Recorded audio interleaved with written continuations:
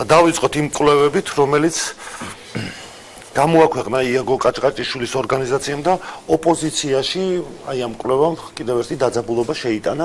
მართველი გუნდისთვის რას ნიშნავდა ეს კვლევები? მოგესალმებით, დიდი მადლობა მოწვევისთვის, მივესალმებით თქვენს მაყურებელს. უპირველეს ყოვლისა, ამ კვლევებთან დაკავშირებით უნდა ითქვას შემდეგი, რომ ვინ არის ეს ადამიანი და რას წარმოადგენს ამ ორგანიზაციის დირექტორი, ბატონი იაგო კაჭკაჭიშვილი. ეს არის ადამიანი, რომელიც ცნობილია ქართული ოცნების საწინააღმდეგო განწყობებით, ადამიანი, რომელიც არის პრაქტიკულად პირწავარდნილი ნაცი, აბსოლუტურად ყველა გაგებით. ადამიანი, რომელმაც მახსოვს ესეთი შემთხვევა იყო თბილისის სახელმწიფო უნივერსიტეტში, როდესაც მისი ორგანიზებით ჩატარდა სტუდენტებთან შეხვედრა, ასე ვთქვათ, ნინო ლომჯარია და კიდე რამდენიმე ადამიანი იყო ამ შეხვედრაზე. განსხვავებული აზრის მქონე სტუდენტებს, რომლებიც რეალურად, ბუნებრივად სვავდნენ კითხვას, რომ რა არის გამჭვირვალობის კანონში, ასე ვთქვათ, ცუდი, როდესაც გამჭვირვალობის კანონი იხილებოდა ზუსტად იმ პერიოდს ვიხსენებ. მაშინ პირდაპირ სტუდენტებს ეს ბატონი ეძახდა რუსებს, მოგზავნილებს და პროვოკატორებს, ადამიანი, რომელიც გამოჩნდება ხოლმე წინა საარჩევნოდ, როდესაც არჩევნები ახლოვდება, რაღაც გაურკვეველი სოციოლოგიური კვლევებით და შეფასებებით, ადამიანი, რომლის შეფასებებიც მათ შორის ძალიან საეჭვოდ მოდიოდა თანხმდრაში, აირაის კვლევებთან დაკავშირებით და ეს ადამიანი აქტიურად თანამშრომლობდა როგორც აირაისთან ასევე ისვეთთან.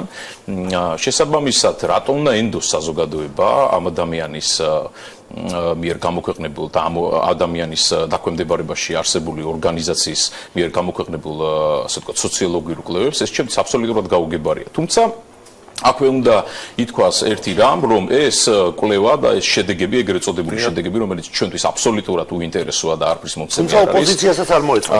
ეს გაკეთდა იმისთვის, რომ ასე ვთქვათ, ოპოზიციური ველისთვის, ამ რადიკალური ოპოზიციური ველისთვის გაკეთდეს გარკვეული მესიჯი, რომ მოხდეს მათი, ასე ვთქვათ, შეთანხმება, გაერთიანება იმისთვის, რომ ასე ვთქვათ, მათ გარკვეული შედეგები დადონ ადგილობრივ თვითმმართველობის არჩევნებზე და სწორედ მათი ლიდერი სალომე ზურაბიშვილი, რომელიც პირდაპირ გარეთ დავალებებით და გარეთ დაფინანსებით ატარებს საგარეო ძალის ინტერესებს ქვეყანაში უკვე ამდენი ხანია, პირდაპირ მოუწოდებდა ამ ასე ვთქვათ კვლევების გამოქვეყნებამდე ოპოზიციური პარტიების ამ რადიკალური ოპოზიციური პარტიების წარმომადგენლებს, რომ რაღაცაზე შეთანხმება გაყენდითო. სალომე ზურაბიშვილმა მოუწოდა, რომ ოპოზიციას რომ დაყენდითო.